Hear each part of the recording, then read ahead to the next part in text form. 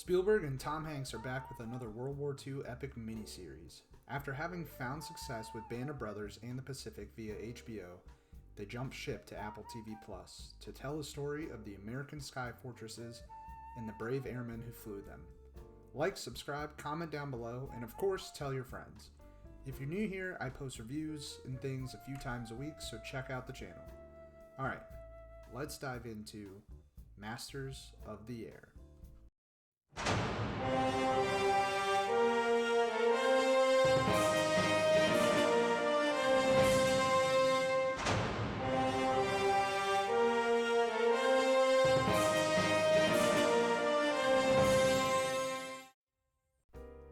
I am a sucker for World War II dramas, whether it be series or film. I'm also a big fan of the first two installments in this universe, so I was really looking forward to this series, and I'm happy to report that Masters of the Air lives up to the standard of quality set forth by Hanks and Spielberg's first two forays into this realm. I know some were nervous about the move from HBO to Apple, but there really is no dip in quality. Admittedly, I'm not a big supporter of Apple's products, but their streaming game has really been on point as of late, and Masters of the Air is no different. I really enjoyed this series from the performances, to the action, to the air combat. I have to say, of this trilogy of series, I think this one could be my favorite.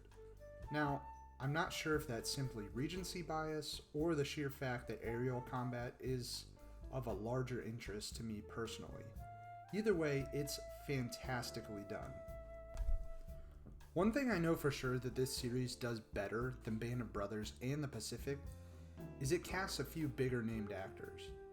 My biggest issue with the first two series is that while some of the actors from those shows have gone on and had massive, successful careers, at the time they were all sort of unknown.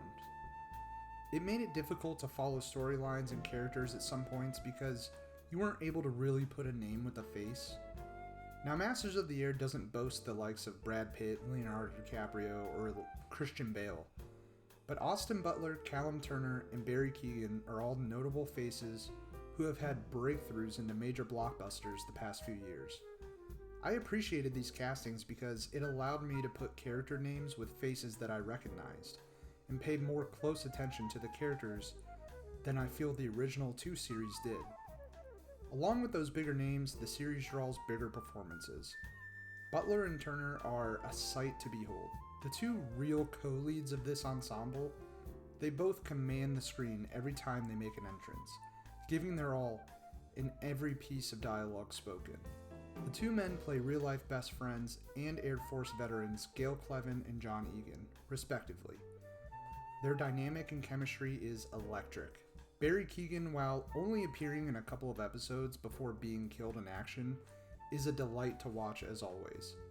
The two other characters that the story focuses heavily on are Pilot Major Rosenthal, played by Nate Mann, and Lieutenant Harry Crosby, a navigator in the 100th Bomber Group, played by Anthony Boyle.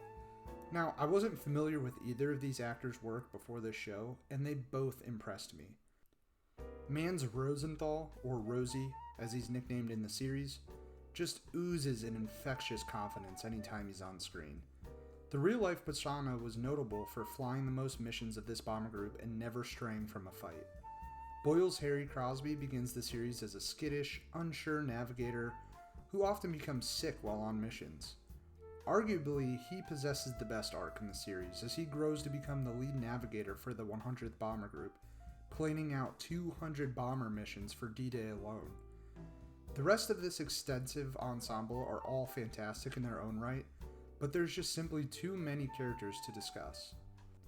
The storylines for each of these characters are extremely engaging, as we follow them as they navigate this infamous bloody war, executing missions, taking leave to try and escape the constant pressures of what they face and the losses that ensue. And we see their resilience put to the ultimate test as some of our heroes face the grueling hardships of barbaric war camps. The action is grand and visceral. Planes are blown out of the sky. Whole crews have to make split-second choices to push on or abandon ship. You feel the weight of the choices these characters have to make, as more and more of the burden of the war gets put on their plates as they struggle to survive another day, with the losses of their brothers continuing to pile up. This is never more apparent than when crews are sent out on a mission and Rosie's is the only to return. Portions of this show are inspiring and heroic. Other parts are solemn and horrific, but you enjoy experiencing this world nonetheless. This series is very well executed as a whole, but of course it isn't without its flaws. The biggest one being the shoehorned in storyline of the Tuskegee Airmen. It's true that these men played a significant role in this fight against the Nazis, and their storyline converging with that of Clevin and Egan is accurate. However, these men aren't introduced until episode 8 of a 9-part miniseries. You can't help but feel like they were an afterthought. I wish we would have divided some more focus towards them from the beginning, or just left them out entirely, because what we're left with really does not do these heroes' story justice. The CGI overall is well done to say the least, but there are a handful of instances when it's noticeably shaky. Specifically on shots where the B-17s are taxiing down the tarmac. Sometimes it looks so completely computer generated that it takes you out of the scene. The only other critique, which admittedly is very minor, is Austin Butler's voice. Look, he's very good in this show. I stand by my earlier claim. But there are a handful of portions in this show where you can tell he trained his voice for the Elvis movie, and it just kind of stuck with him. It's not bad, but it can be a bit jarring at some points, especially if you're really focused and honed in on the show. Masters of the Air serves as an incredibly well done follow-up to Band of Brothers and the Pacific. The series lives and dies by its characters, and thankfully, the characters crafted in this series are rich, well-rounded, and captivating, along with the actors who portray them. I know some people are put off by movies and series surrounding war. However, this show is very accessible, and I definitely recommend giving it a watch. But if you were a fan of the original 2 series, or just enjoy World War II dramas in general, I highly recommend it.